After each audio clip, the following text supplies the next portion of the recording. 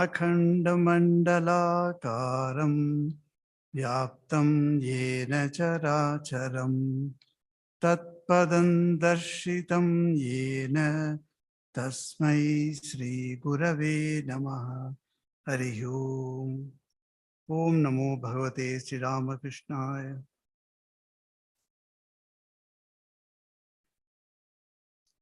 Dear devotees and my dear children,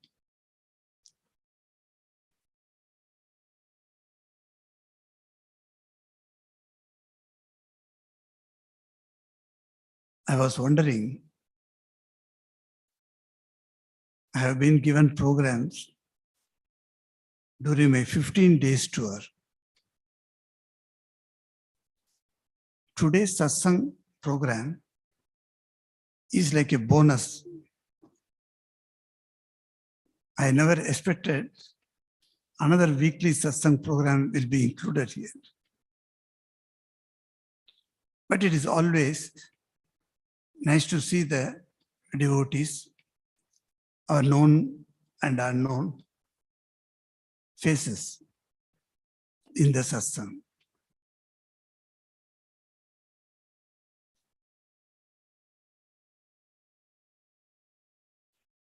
We have used this place during my a little above 7 years of stay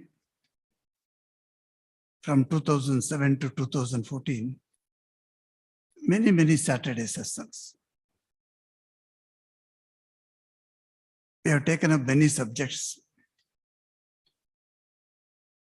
and many types of information we have brought into. Today, what subject I should speak on? So somebody, I think Maharaj or Sanjay asked me, what is the topic should be given? I said, if you give me topic, I will be conditioned. If you don't give me topic, I can go anywhere. So that is very easy for me to move about in the vast field. You can go, you can eat here some leaves, you can eat leaves somewhere, like that. So the freedom is there. Today is a Pradosha din. I'm not very aware that whether in South Africa, the Hindus follow the Pradosha Vrat. A Vrat means on a day, you take a vow. You think that, say for instance, Ekadashi Vrat, we say, this everyone knows. On Ekadashi day, you should not eat. So I will not eat on Ekadashi day. This is called, this determined decision is called Vrat. You take Vrat means you decide, I shall not do this. So like Ekadashi Vrat, which comes on 11th day of the lunar movement, there is one Vrat called Pradosha Vrat, which comes on 13th day of the lunar month. This Vrat is, of course, very popular among those who visit Shiva temples. And this is the time that Vrat starts in the evening, just before the sunset. People go to Shiva temple in India and they pour water or milk or whatever is possible. And they complete this Vrat after the Arati, and then night they take food. So people stay fasting whole day on Pradosha Vrat. It comes on every 13th day of the lunar, either Krishna Paksha or Shukla Paksha, either the dark moon or the bright moon phases. This is very interesting when we see how this Vrat creates a wonderful decision-making strength to the mind. If you are eating every day, whatever you eat, whether a small quantity or big quantity, I'm not worried about the quantity. But if you are eating every day, the body physically adjusts to the eating and it expects eating at a particular time. That is what happens when you do a thing consecutively all the days. Because we are eating every day 3 times a day, for instance, perhaps you may be having 2 times a day, many. So if you eat those 2 times a day, at that particular time comes, your body demands something to be put into. Suppose you are traveling outside, but it is now 6 o'clock, you must eat something. So you stop anywhere, restaurant is there, you stop and you put something. If you are in the home, you make something and eat. So what we learn from this is, every day feeding to the body at a particular time creates a type of cycle in the body, and the body is wanting that food at that time. This is a good thing, so that you will not forget to eat. Suppose the body does not demand it, you may forget and you may become weak. But this has got another side effect, which is for spiritual life, not very good practice. What happens in spiritual life? In spiritual life, we want to break this body demanding something and our mind accepting or acceding to the request or to the demand of the body. In spiritual life, we want the mind to be taking the upper hand over the body's demands. Body has got many demands. But how do you take upper hand? If you are given to the body's demands, the body takes upper hand over the mind. The mind becomes subservient to the body. That means if body demands certain things, the mind will have to do it. But in spiritual life, it's just opposite that. Here, we want the mind to be the Lord and the body to be the servant. For that, you have to break the cycle of that eating at the particular time every day, every week. So our sages have found out how do you slowly bring about a situation where the mind takes the control of the body. For that, what can be the best possible way? Then they decided the best possible way is to not take food at a particular time that we have fixed for food eating. If you say, tomorrow I don't want to eat, like that you say, and then after 4 days, you say, I don't want to eat. So there is a pattern of irregularity. If you are irregular in not eating, the mind is not going to get power over the body. Why? Because irregularly you doing anything does not produce result. If you do japa irregularly, it does not produce the desired result. At the same time, if you do japa regularly, it has got a wonderful effect. So, likewise, not eating or fasting, as you call it, also should be done on regular basis. So how do you fix up the regular basis? For this also, our sages have got found out a beautiful method of doing regularly. You will find the English dates, the Gregorian dates as we call it, these calendar dates, they are absolutely irregular.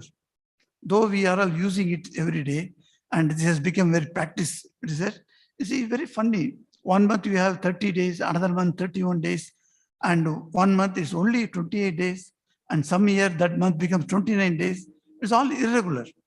So in childhood, our teacher used to teach, take this, mount means 31, pit means 30 days. So January, February, March, April, like that we used to make. And then suddenly teacher says, no, in February it is 28 days. You just now told all the pits are 30 days. Suddenly 1 month is gone.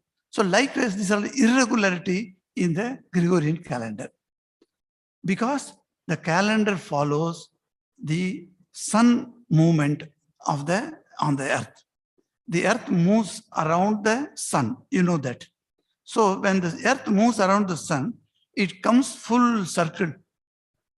It takes 365 days. Now 365 days, if you divide by 12 months, it doesn't exactly come. So what is it? Only come to 360 days if you want equal days. But if you put 360 days, what happens? The seasons don't match. So our sages, what they did, they added some days in one month or reduced in some days on another month to make it adjust to the seasons. Otherwise, when we say that June month, you will have cold, you cannot say that. If seasons go on abruptly changing according to the dates, then you find the dates and seasons are not coinciding, are not able to sync together. Then it will be a great problem to manage our daily life. So what our sages thought, why not we take up the moon's phases? They found by their experience, moon's phases is exact, but perfectly it comes in. It takes 15 days for the moon to go down. That is, it is called the moon that reduces in size. And the moon that increases in size, for that also they found out, that is also 15 days. So 15, 30 days, we can keep it according to the moon's circle. Then the regularity comes, because moon is very regular, not like sun. When the earth moves around the sun, the days go haywire. But when you fix it to the moon's pattern, then the days become very nice. So they say Chaturthi, fourth day of the moon waxing or moon waning. It doesn't matter. Fourth Tithi, exactly fourth day only it will come. It won't come on eighth day. So now this becomes a regularity. Like that Ashtami, you say eighth day. It will come exactly on Ashtami day. That is eighth day. It won't come on second day. Like that Ekadashi, the 11th day. The 11th day will fall on 11th day only. So they found moon has got better vibrations with the human mind. Why? Because Chandrama Manaso Jataha. Vedas proclaim. Vedas say Chandrama Manaso Jataha. This Chandrama is intimately associated with the mind. I have seen in Belur Math when we came as a brahmacharis. We all brahmacharis are ready for our haircut. You know, one day is left for haircut. You know, every day you can't shave in Belur Math. So Sunday, the barber will come, you have to haircut. The day we have had haircut, and on that night, suppose Purnima is there. Purnima means full moon. Full moon comes very near, you know, near the river side you can go, and you can see full moon as if you can catch it by your hand, so nearby. So the elderly Swami say, hey, you are completely cut. You have got mundan. This is called mundar, when haircut. In mundan state, you should not go under the moon. So we used to ask, why? What is the problem? There is no cold, it's not cold. So if you don't have hair, it doesn't matter. We used to argue. Said, no, you should not go, because the mind is affected by the moon. And the moon's rays come in through this brain and take hold of the mind, and it will disturb the mind. That's why during Purnima nights, you should not go out. Reason is how it disturbs? It will bring a lot of romantic ideas, not good for monks. So they say, don't go there. So we also said, okay, we don't go there, because dangerous to go. But in Amavasya, I say, no problem at all. And Amavasya day, what happens? Night, moon is not there. Though English is a funny language, I used to point out sometimes to you. When there is no moon at all seen on the sky, you call it new moon. Where is the moon? No moon, but you call it new moon. The newness comes only next day. But that night also you call it new moon. Anyway, that is our system. Now, in the new moon night, our sages, our elders used to say, go and make meditation on the banks of the Ganges in the night. because there is no moon, you see. So no problem of getting any bad thoughts. So you sit there and mind can go inside. It can turn inside and you can get wonderful joy of thinking about God. So this practice of, I was talking to you about the practice of regularly taking upas.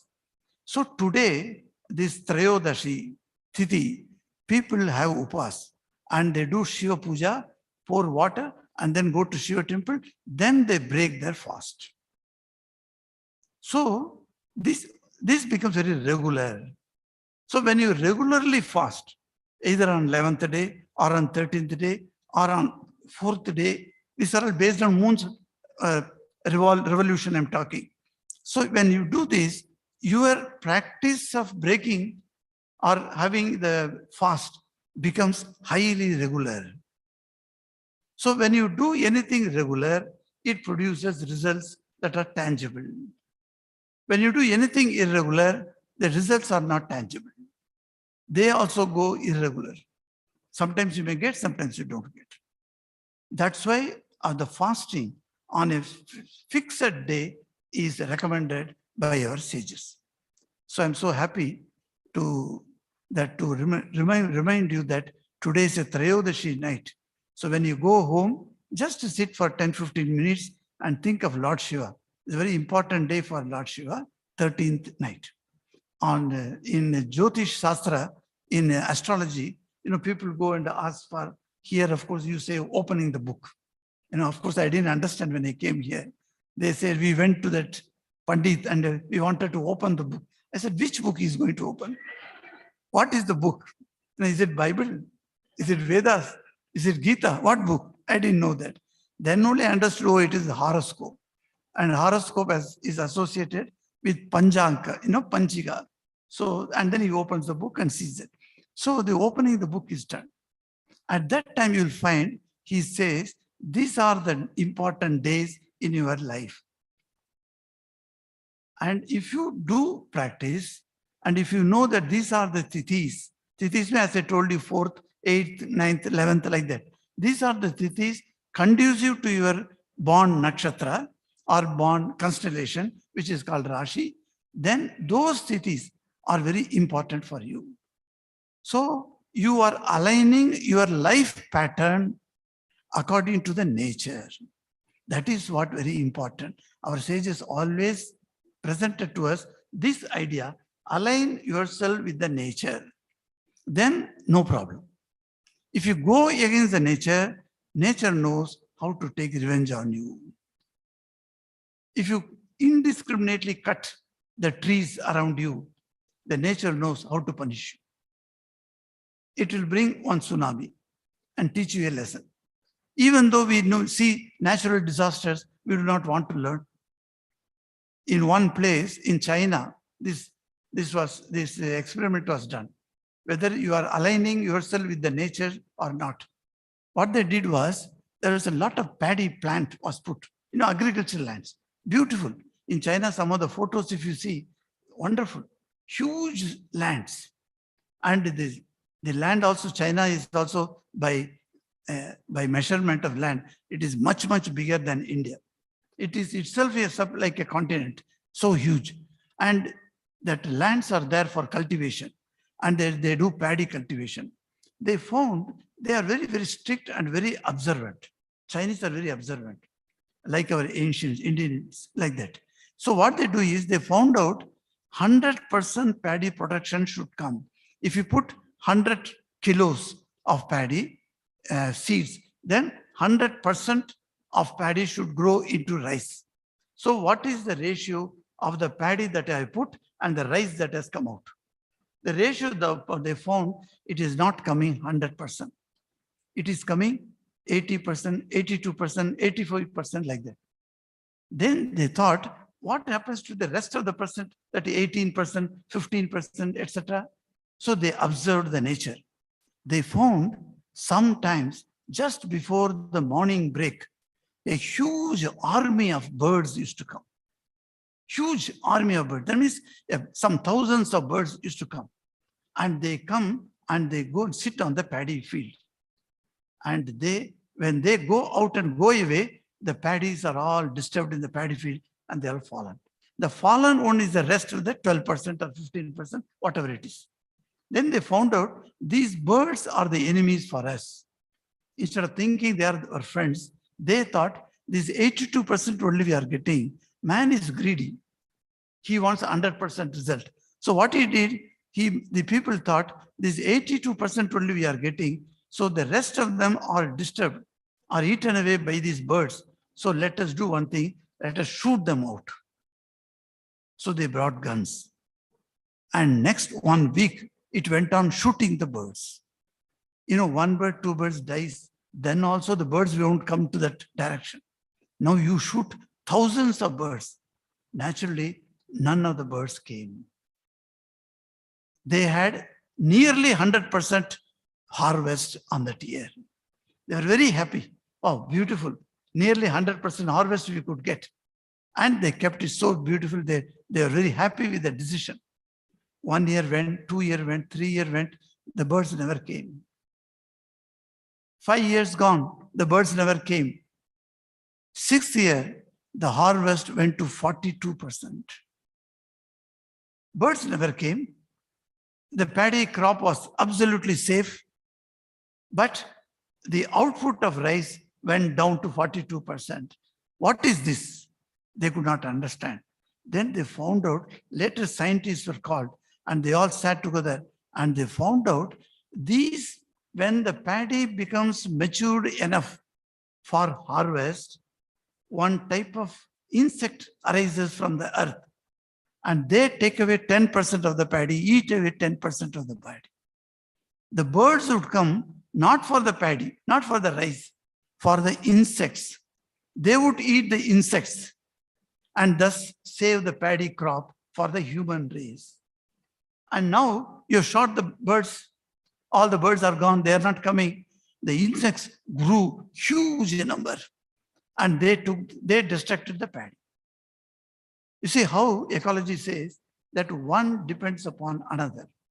So in the same way, graphically I'm telling you this physical example to understand how this is applicable in spiritual life. In spiritual life also, there is very close interlink with the nature. That's why our sages have always found out Krishnashtami, on Ashtami night, Krishnashtami should be celebrated. Ram Navami, at the noon, exact middle noon of the day, Ram Navami should be celebrated. The Tithi and the festivals were coinciding together. It is because to make us understand how we are aligning our spiritual life to the nature. If you are not properly maintaining the nature, we find in Sri Ramakrishna's life, Swamiji's life, Mother's life, they take very much pains, they become sad. One lady was taking the jhadu. Jhadu means, what is it? Broomstick. So she was having broomstick. And with that broomstick, she was cleaning the place. So mother was busy in some other washing the plates. And that lady was cleaning the floor. She was happy. Oh, that lady is cleaning, okay. But after some time, after cleaning the thing, at that time when mother was looking at her, she threw the broomstick. Just threw that. Mother left her work, came running to her, took the broomstick in her hand and told her, what you are doing with this very broomstick helped you to clean your place and you are throwing it away. Take it, nicely bind it with a rope and hang it on a keel, on a nail. On a nail, hang it with respect to this broomstick. You see, a broomstick, you don't think it is to be respected. Normally, we think, what is that like that? I have seen it, but somehow here when I first came, that boy is not here today. He was, of course, a boy at the time. So he was there. He was cleaning this whole hall. He was cleaning with that machine, what do you call that? Vacuum machine. He has put it and he was cleaning. And he was from here, there, everywhere he was cleaning. And I have come there and standing next to him, I'm standing and looking at him. He is not aware that I am there.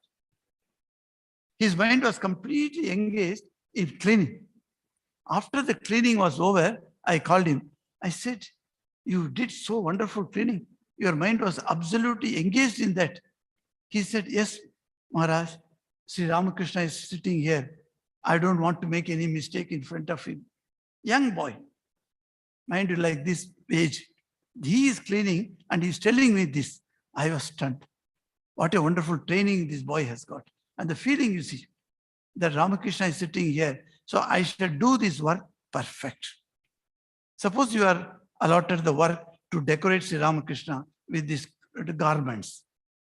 Will you just throw garments on him and then come away? No. That's why in Krishna temples, most of the Krishna temples you go, you can see that, how beautifully they take meticulous care in decorating the image. So during Krishnashtami, we have Radha Krishna together, Jugal Murti we keep here, and how they beautifully do it. And I used to praise that lady devotee who used to decorate Sri Hanumanji on when we have 11 times Hanuman Chalisa. Here Hanuman Jayanti time, Hanuman small vigraha is there, small idol of Hanuman. So beautifully done that Murti is very beautiful. And one lady used to come here, she used to decorate. So beautifully she would decorate. And she would spend time sitting under that, putting the pin, where to put, the pin should not be visible to the eye. All those things, taking care of the artistic view. This ideal of service comes because mind becomes regular. That person can do japa regularly. That person can do his sadhanas regularly. You can bring that clock here. I told you to bring the clock here. Not to order another person. Yes, thank you. So this regularity gives us the control over the mind. As I come back to the original topic, the control over the mind by the body, is it what desirable, or control over the body by the mind is desirable? So in spiritual life, control over the body by the mind is what important for us. This is what we have to learn. And we have got many examples of singing songs. Today I'm very happy that today Havesan sang some songs here, because I wanted to hear his songs. Long time, I have not heard him. So I said, Havesan, please sing. And our Swamiji was very kind enough to put him to sing it today. Whether you people liked it or not, I don't know, but I liked it. So with this, now 4:59, 5 o'clock, we have Arati today. So with these few words, I take leave of you. Tomorrow is a very important day. I request you, all of you, to please attend morning function from 10 to 12. Is that 80th birth anniversary celebration of the Ramakrishna Center of South Africa. My speech also is there on that day tomorrow. And after that, 7, 8, 2 days, I am staying in the headquarters only. Many people wanted to meet me, even for 5 minutes. They wanted to come and sit with me. So I have told them, any day, the whole day and till evening 8 o'clock, you are welcome to come. I said, so whenever you come, even resting time, you can come, no problem. I'll come and see you in the office. No problem, I said. So because there's only 2 days are left. Then on 9th morning, I'm going to Cape Town. 10th, I shall leave for India. This is the program. And I'm thankful to Swami Swatma Ramanaji for arranging my visit. Om Shanti, Shanti, Shanti. Hari Om Tat Sat. Sri Rama.